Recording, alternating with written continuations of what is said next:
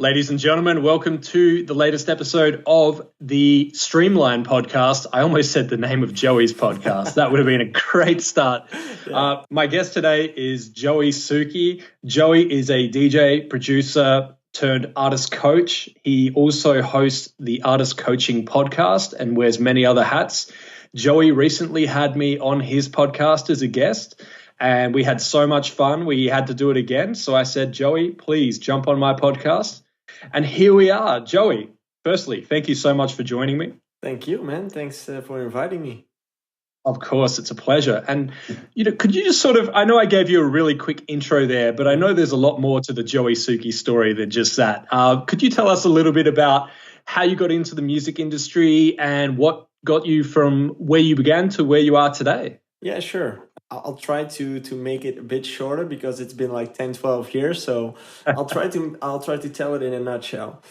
It's the easiest way to get started is by asking the people if they have seen the documentary of Avicii, because that documentary kind of has been my life as well. When I watched that documentary, it was like crazy to see how much of the same things I noticed in his life, what I've experienced as well.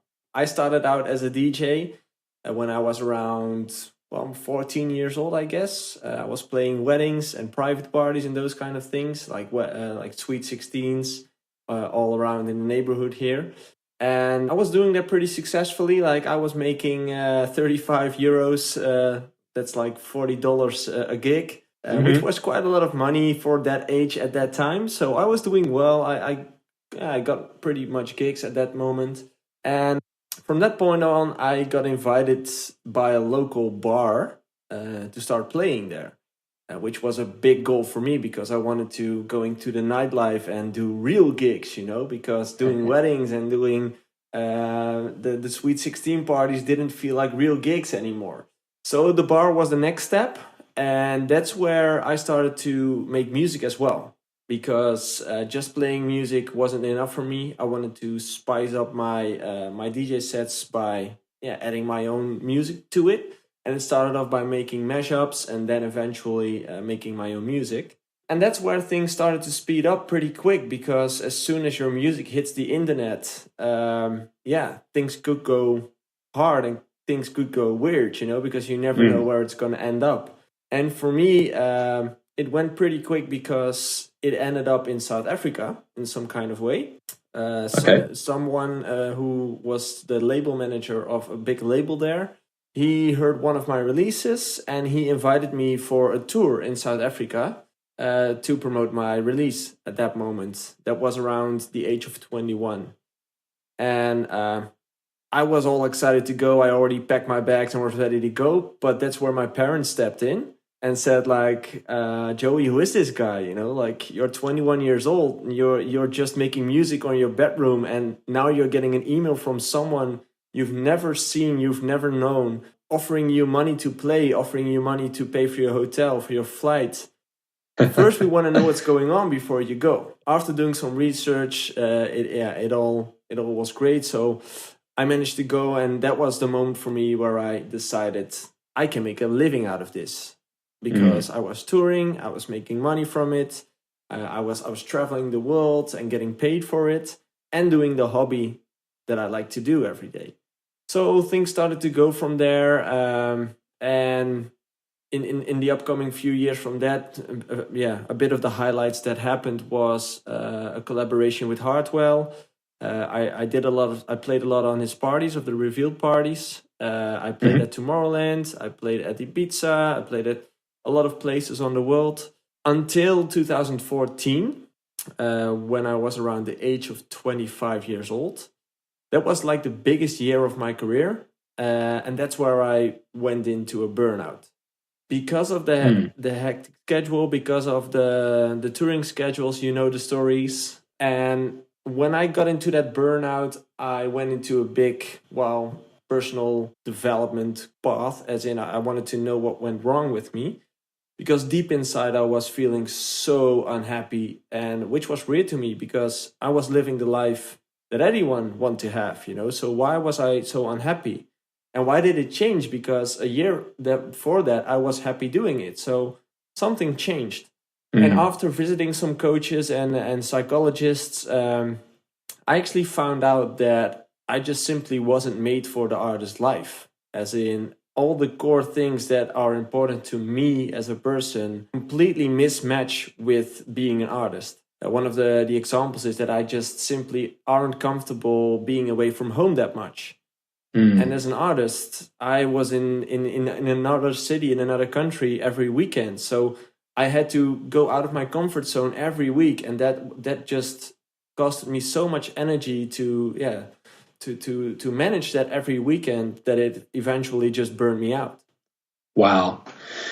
Yeah, and I'm sure that's not where the story stops, and there's more to add. But I just wanted to jump in there. Firstly, I appreciate you sharing that, because it is really important that artists know that things like depression and other things are very common in this industry. And you mentioned about Avicii, rest in peace, of course. It should be a warning sign to any artist out there that if you're not happy and you don't know why, go and talk to someone about it, because there's plenty of people out there like yourself, Joey, who have experienced it and know what it feels like. And I'm sure you'd be more than happy to hear from someone and tell them they're not alone and give them a little advice. Yeah, and that's the thing, you know, because that actually has been a reason for me to start the new company, which I'm doing right now, which is called Artist Coaching. Because I started questioning myself, like, what was the thing that I missed myself, and what maybe could have prevented me from burning out and maybe even quitting the DJ life. Because I honestly think if I had the right help at the right moment, it might be possible for me to still live that life, but I just needed to change some things and I needed to work on myself first. So that was the whole reason for me. I started to think about what did I miss myself in my career. And that was a person who understood the music industry, so who knew the context of being an artist, of being a traveling artist, but also being a starting artist, like being that wedding DJ and that bar DJ, but also being that touring DJ who understood all the levels of being an artist and all the things that came with it. Because when I was feeling so shitty, and I went to see a coach and I went to see a psychologist, the biggest problem I had with them is that they didn't understand my problems, because it's a luxury problem. Like the fact that I'm traveling the world and people are paying to visit me and people are paying for my flights and stuff. To everyone else on this planet, that's just whining about nothing, because you have the best life on earth and you're still complaining. So they didn't really understood my problems. When I was talking about heavy flight schedules, they started to tell about that it's fun to travel. And then I said, like, what the, you don't really get me, because it's not fun to be in an airplane every time and to be in a different time zone every time and to not see anything from the country that you're in, and experiencing this big balances between high pressure and relaxing. And it's too much. So I was looking for someone who understood me, who knew what I was going through, and who could help me with that. And then I started to Google, and I found out that it actually didn't really exist. So that was the whole reason why I never knew it existed. So I decided to do it myself.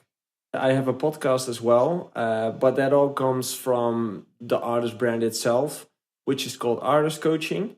And what I do is I coach artists along their career. And I mainly have two kinds of clients. One of them is the artist who wants to make a living from their music. So it's a hobby right now, but they want to make the step towards making a living from it.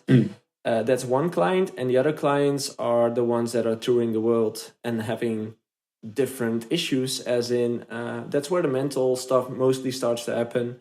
The more business-minded stuff, the pressure. So it's a different kind of coaching. But yeah, that's what I do, or that's what I do right now. Okay. And are you still dabbling in music production as well, or have you sort of just put that to the side for now to purely focus on the artist coaching? I actually purely focus on artist coaching, because the passion for music, like the burnout is 5 years ago now. And I think the passion for music has been gone 2 years, maybe 3 years. I was completely done with the music industry, and I didn't Hmm. felt like making music anymore. I didn't feel like talking to anyone from the industry anymore. I started unfollowing everyone on all social media platforms because I didn't want to be confronted with it. Um, and now, since about 1 year, that feeling of music production is starting to come back. And right Hmm. now it's just a hobby again. Like now I'm at the point where it all started to me 10 years ago. It's a hobby again. I actually enjoy making music again because there's no pressure, like I can do whatever I want because there's no manager who's going to tell me what to do. There's no label who's going to tell me whatever I need to change. That's how it all started for me, and that's where I'm at right now. Okay. So it's definitely not a focus point. It's just a hobby. So whenever I have spare time and I feel like making music, I still have a studio, so that's where I go. Okay. And that's great to hear that you're able to get back into creating music, and very cool that you can sort of leave the touring part out of it, and like you said, just release music on your terms when you feel like it. There's no pressure, there's no deadlines, any of that. All of that stress you've removed for yourself, Hmm. because obviously you still enjoy creating, but you enjoy creating in your own time as you choose. So when you do put out music, whenever that is, are you putting it out yourself, or are you releasing it through a label? Well, I'm actually at the point of deciding what to do with the music because right now I have 2 tracks. I finished 2 tracks in the last 6 months. That's how much time I have. So right now I'm deciding what to do with it. But if I'm going to release it, I'm definitely going to do it by myself. Mm-hmm. Because I really believe that that's the way to go right now, unless you have a big label standing behind you. Mm. So yeah, maybe I'll try sending it to labels first because the connections are still there with the bigger labels. So maybe if they're interested, they can release it, and otherwise I can release it myself. Yeah, that's it. And it's good. It's good to have options. And, I know that a lot of people listening are in two minds about, should I sign with a label? Should I go independent? I feel like it's really a case by case basis. There's benefits for both. In your Exactly. case, if you went independent, you get to choose exactly when you release that track. You can choose your own artwork. You can choose if you want remixes on there, things like that. If you sign with a label, they're going to take a lot of that work off your hands, and they're going to get the artwork created. They're going to go source the remixes. They're going to choose the best release date, and everything else that a label offers, of course. So, what I think is important is, if you're willing to put in the work and you have the knowledge, then you can go independent and have Yeah. a successful release. And for other people who just perhaps want to tour constantly and just want to finish that track and then hand it to someone else, sometimes a label is a better solution for them. So for everyone listening, that was just my opinion. Of course, I just wanted to add in there about the labels versus independent route. Especially with you mentioning how you were so relaxed about whether the track gets signed to a label or whether you just put it out yourself. So Yeah. obviously you can see the benefits in both as Yeah, well. to me, like the only benefit that a label still has right now is when it adds value to your release, as in either they have a bigger promotion plan than you have. So they have the connections with the blogs that you don't know, they have the connections with the playlist creators that you don't know, they have the connections with the influencers you don't know. That could help also, like getting your tracks played by other DJs. If you don't have the connections with those bigger DJs and the label does, you can use that. Like that's valuable. But if the label isn't able to deliver on those things and is only going to distribute your track from A to B, that's not why you need a label, because that's what you have. There's a Yeah. million platforms out there which are doing that for you for just like $10 a year. So if that's the only thing a label is going to do for you, I definitely wouldn't sign there. I would just go independent and do it yourself. But like you Yeah. said, going independent means you're gonna have to do all the work of the label yourself. Yeah, that's it. And artists are getting a lot smarter nowadays. I don't want to say smarter. Artists have always been smart, but there's a lot more information available. There's a lot more tools available now to help you if you're willing to put in the work yourself. So all these data analytics platforms. You can see all your playlist placements. You can see where your songs chart. And then there's distributors, like you mentioned, where for as little as $10 a year, you can put your music out, which is, it's just, we didn't have this 10 years ago. Exactly. And that's what I've been thinking about in the last few months, as in, like, I'm guiding all these up and coming artists and also artists that are at top level right now. And I've been there myself like 5 to 10 years ago on all those stages. And if I had the opportunities that are available right now 10 years ago, I would go crazy. Because at that moment, to me, if I wanted to get my track out there, if I wanted to get my track on, at that time, it was Beatport and Traxsource and those kind of platforms, which were really hot. I needed a label because I simply wasn't able to distribute my own song on there. So I needed someone who did that for me, which means someone else is in charge of your career. Because if that person, that A&R manager doesn't like your music, you're fucked. And that's something you don't have to deal with nowadays anymore, because if every A&R agent, if every A&R manager is trying to stop you, you still have the opportunity to release it yourself. And aside from that, like even the networking part, like for me, I actually had to go to network events, which minimalized my opportunities to, let's say, 3 events, because that's the only things we have in the Netherlands. Right now, social media, Instagram, Facebook, it's all one button away, one click away. Yeah. And to me, that's just mind-blowing to see what the opportunities are right now. That's it. And, with social media, you are in charge of your audience. You have access to that audience. Yeah. You actually know who they are because they discover you. Let's say they find you on Spotify in their Discover Weekly. They go to your profile. They see your Twitter, your Instagram, your Facebook, your Wikipedia, your website, whatever. They follow you.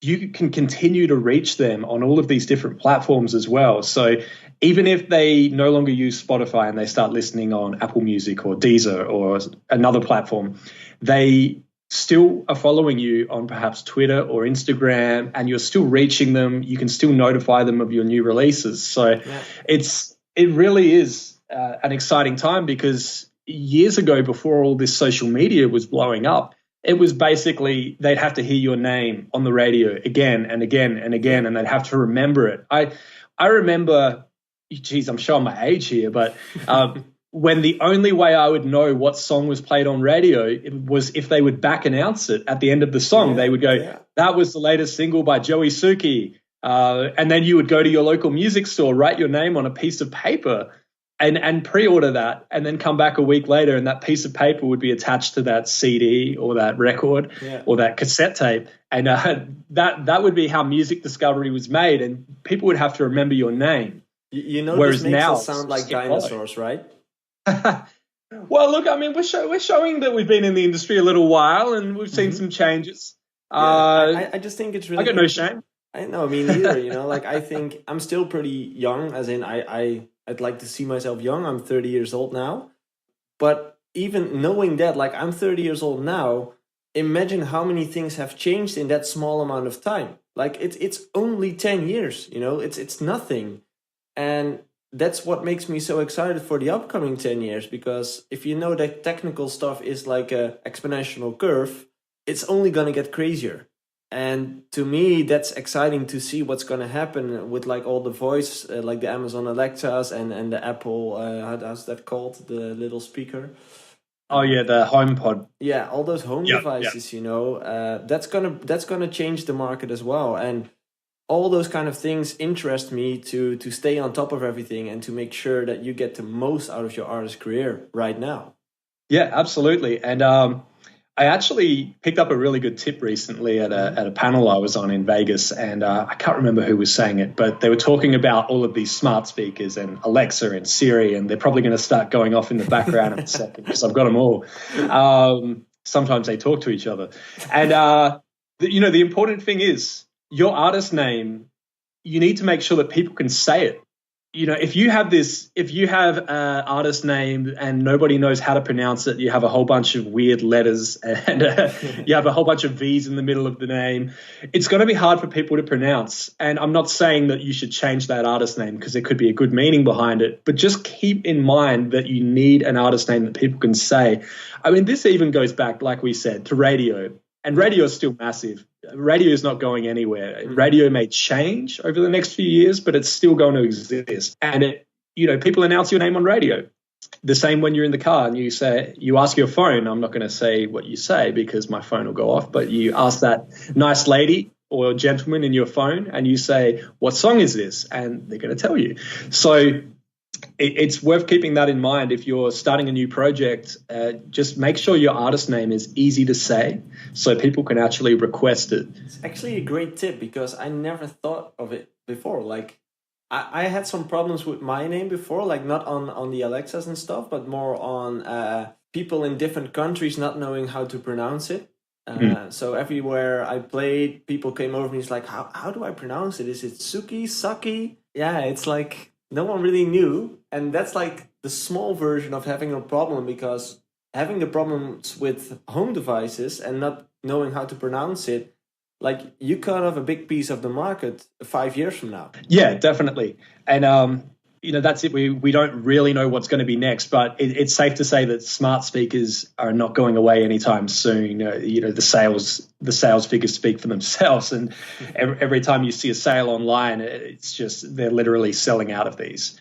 And it's getting integrated into televisions. It's getting integrated into new cars, new automobiles, your vehicle. So it's going to be around for at least a few more years. Yeah. And then who knows what's next? It'll probably just be our brain, and we'll just think of an artist's name, and it'll start playing. Who knows? But I think as an artist, it's important to stay on top of these things, because if these things are going to happen, you want to be one of the first persons who actually uses it. Because if you're the last one, you're kind of screwed. So I would be on top of all the latest things that are going to happen and are going to be created. And maybe try to implement them in your marketing strategy or whatever you do. But it's valuable to keep track on them.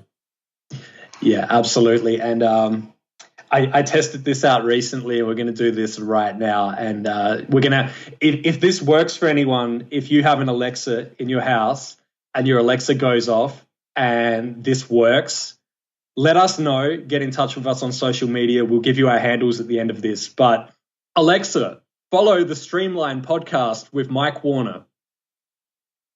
And let's just pause and let's see if anybody's Alexa was just set off or triggered by that. And if it works, then we may have just found a way to break. That's actually a great one. My Alexa was in the hallway, so she didn't hear it, and I have my AirPods in, so yeah, she didn't hear it. But that's a great thing to do.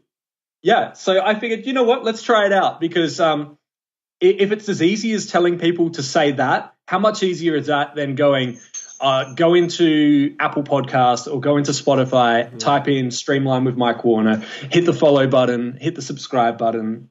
Yeah. If you can just say this phrase to your device, hey Google, do this, Alexa, do this, Siri, do this. Yeah. It's making it so much easier for everyone. And with Alexa, they have their short sequences as well. I've totally drawn a blank as to what they're called, but it's the equivalent of short news clips that they'll play for you. It's the briefings, the morning briefings. Briefings, yeah. That's it, yeah. So a number of people have already started doing these, and it might be something that you could even find yourself doing soon if you haven't started it already, Joey. And I've looked into it to create like motivational kind of things for artists. So every morning you get a small 1-minute motivational clip from me, which could get you going. Like I used to. I like to listen to podcasts every morning in the car when I drive to the studio, because that gets that puts my brain on. Somehow my brain starts to work and starts to think and starts to become more active when I listen to podcast episodes, and hopefully things like that could work for other DJs as well. Definitely. And how nice is that to start your day with a briefing with your lovely voice for one, but you giving somebody a little bit of motivation, and someone with experience like yourself who's done the touring, who's done the production, who's done those collaborations, who's had records out with labels, who's had all that stress, all that pressure. You've had those times where it hasn't gone right. You've had those times when it's gone great. And to hear from you every morning with just 1 minute could mean so much to someone. Personally, I'd love to see you doing that. And like I said, I've dived into it, but I'm not that big of a computer nerd, so I don't really know how those programs work. So I think I have to find someone who can help me with it, but it's definitely something that's interesting. Yeah, that's it. And, this is not a plug here, but to let people know how I distribute this podcast, I use Anchor. Yeah. And, fantastic. There you go. So Anchor were obviously acquired by Spotify recently, but the interface is still the same as it was before they were acquired. You can still push out to multiple services. There was an option in there recently where you can actually create those, as you mentioned, briefings. So it's basically a short version of your podcast, and then you push that out to Alexa. Through Anchor, you could push out briefings to Amazon Alexa. Yeah, so it would still have to go into an approval process, of course, because they don't just want to accept everything. Mm-hmm. But it was an option in Anchor when I recently checked. So it gives me hope that it's going to become more commonly available, and there's going to be multiple distributors out there where you can simply upload your briefing and they'll push it out to Alexa. And obviously they're helping Amazon because they're filtering out all the stuff that is not appropriate, isn't going to work, is too long form. And it's making it easy for people like yourself who just want to reach their audience every day and give them, 1 minute of your time and a quick tip. Cool. That's great to know. I'll dive into it because that will make life easier for me. I almost feel like there's just so many options in which way to take that. It could even become a subscription type system. If someone's doing an online course, get 5 minutes each morning as part of your morning, and we'll give you some work to do, and then later today check and you do the online portion with video, and the possibilities are really endless. I mean, I've seen people who have personal trainers that are in their Alexa that literally just tell them what their morning workout routine is, and it's mind blowing, man. It's That's what I like, I think that could really help someone. Like I said, to me, that morning podcast gets my brain going. It just starts my brain. And if you know that from yourself, that you need something like that to get going on a quickly pace, that could be really helpful to just say it in Alexa. And every morning you get that briefing. It's just 30 to 60 seconds and it's done. That's it. So, we kind of got a little excited and started talking about technology there, but music and technology go hand in hand. Yeah. What else has got you really excited right now in 2019? What's coming up for you? Is there anything you've got your eye on? To me, what gets me really excited and what I've been educating myself on since the last year and still am going to do for the upcoming years. Because I started this coaching thing and I started to develop my own personal growth in the last few years, I started to notice that there's a big combination between psychology and being an artist. Like there's a lot of things happening there which I can explain now because 3 years ago, I just simply didn't understand why things happened. So I started to do studies about it, and I'm following an education right now as well to become more educated about it. But it's just mind blowing to me to see how many things can be explained psychology wise. Let's say the reason why most artists don't release their music. There's a whole process behind that happening in your mind, why that's not happening. And I think that's really interesting to dive into. And that's what I try to do with the coaching as well. Most of the people are coming to me for advice. That's why most of the artists reach out to me. Like, can you help me with this? Can you help me with that? I can give you a quick fix by telling you how it works. But 2 months from now, 3 months from now, you will run into the exact same problem again and again and again. Because a human being is built by patterns. And what I'm trying to focus on as a coach is trying to break those patterns and make you realize what you can change inside yourself to do it better the next time. And that's mind blowing to me. I'm just blown away by psychology, how the human brain works, and why an artist does what he does. So yeah, I think there's a lot more to develop in there. I think there will be a lot more services in the future like what I do right now, because right now I think I'm actually the only one doing it. Yeah. So I think there will definitely be other people following me up and doing more stuff on this. And I think there's a lot more to win in that sector. Definitely. And I mean, it is really important because not just mental health, but it starts with that and it leads to everything else. So if mentally you're on point, then you start to take care of yourself physically, and everything else follows as well. And then you may find that your career starts to work a little better because you're able to handle those moments where things aren't going the right way or you're feeling a certain way.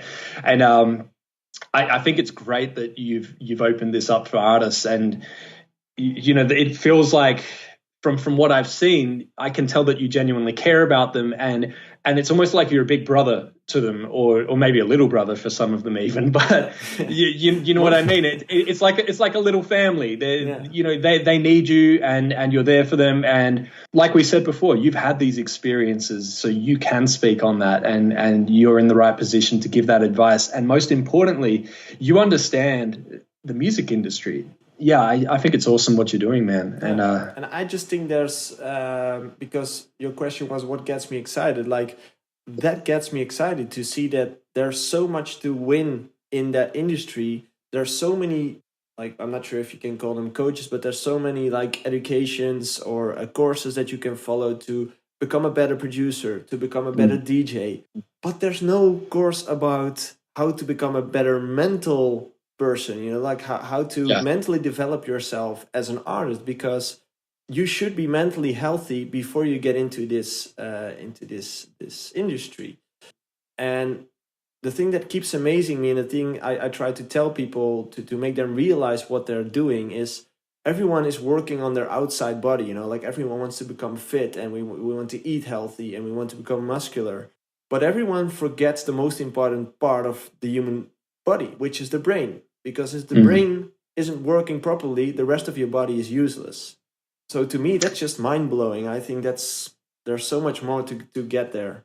Yeah, absolutely. And props to you for being the first person that I know of that's actually doing it, and the only person I know of to be doing it so far. And I hope that this opens up more conversations. And I'm sure you wouldn't be upset if more people started offering similar programs, because it means more artists are being helped. And I can tell that you're doing this because your heart is in the right place, man. Yeah, I'm just doing this because I've experienced it myself, and I know how terrible it can be. Like I'm lucky that I found an exit. I found happiness back in life. I needed to change things drastically. Like I had to quit my career. I had to leave my relationship.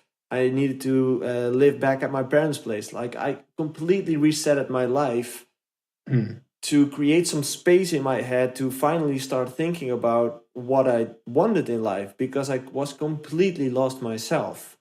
And I think that's not where you want to be when you're 25 years old, like just a kid, and you're already that screwed. So I know how it is, and I think it's important for people to seek help when they feel like that. Definitely. And obviously you turned things around for yourself, and you're in a position to do that for others as well. What I want to, I guess, for everyone that's listening, and if anyone wants to check out your program and check out your podcast, can you sort of tell us where they can find that, where they can find you as well? Yeah, sure. I'm really active on social media, and mainly on Facebook, Instagram, and Twitter. So you can always send me a direct message there or a mention, and I will definitely get back to you. But if that doesn't work for you and you prefer to reach out to me through to my website, that's also possible, which is artistcoaching.nl. Yeah, there's a million ways to reach out to me, but I check all of them. So that's the best. Fantastic. way to do it. And just for anyone that's listening and can't see their screen and see the name of this episode, for the spelling of Joey's name, it's Joe. What am I saying? It's Joey, and his last name is Suki, JoeySuki. Yeah. And that's where you're going to find him on the socials. He's got a very unique and a very cool name. So he's not hard to find at all. And Alexa knows my name. Absolutely. Absolutely. And you know what? Do you want to give it a shot while we're on here as well? Do you want to see if you can get some followers on the podcast? With the Alexa, you mean? Yeah. Yeah, sure. It's in your room, right? Because in here it doesn't work, but we'll try. Here we go. Okay. Alexa, play music from JoeySuki. Oh, it starts to play. His Alexa just went off, everyone. His Alexa just started playing music. It seriously starts to play in my home. Yes. Alexa, stop music. What the fuck? I had the door closed and she heard me. Oh, she hears all, man. She hears all. Crazy. Alexa knows more about me than I know about myself. It's scary. It's still playing. Alexa, I had stop music. Yeah.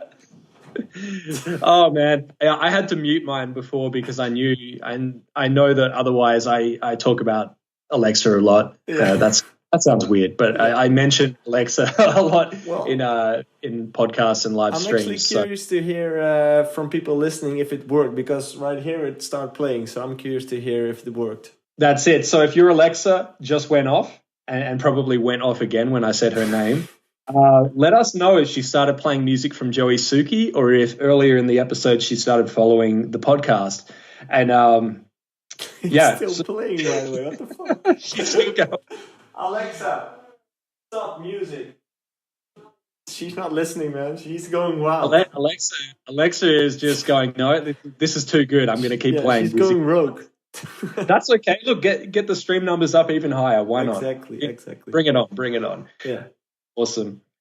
Well, Joey, I want to thank you so much for jumping on my podcast, especially after we only just spoke recently on yours, but it was only right to get you on here, and we had so much more to talk about, and I'm glad we got to touch on what you do and your career as a producer, a DJ, with touring, with what you do now, how you're helping artists both mentally and with outside of that, tips relating to their productions and their own strategies as well. You're definitely a good man to know. And like you said, you're available, Facebook, Twitter, Instagram, hit you in the DMs. That's how we got in touch. And I was surprised how quickly you responded as well. It's great to know that you're accessible and people can reach out to you. And I'd love to see people that are listening, if go and check out Joey's content. Make sure you check out his podcast. Make sure you go to artistcoaching.nl. Yep. Joey, lastly, before we end this, is there any sort of tip or piece of advice that you would like to give to anyone that's listening right now? You can speak directly to them. Yeah. The best tip of advice I can give to any artist out there regarding the level where they are right now, release music, because it all starts with music. Without music, you're not an artist. And if you release a lot of music right now, it's just creating more and more opportunities along the way. So if you have 10 tracks ready to go, get them out there. If you have 2 tracks ready to go, get them out there. That's the main advice I would like to give to everyone right now. Excellent. Well, Joey, thank you very much once again for being on the podcast. I look forward to staying in touch with you, and I look forward to seeing what's next, because I have no doubt that you're just getting warmed up for 2019.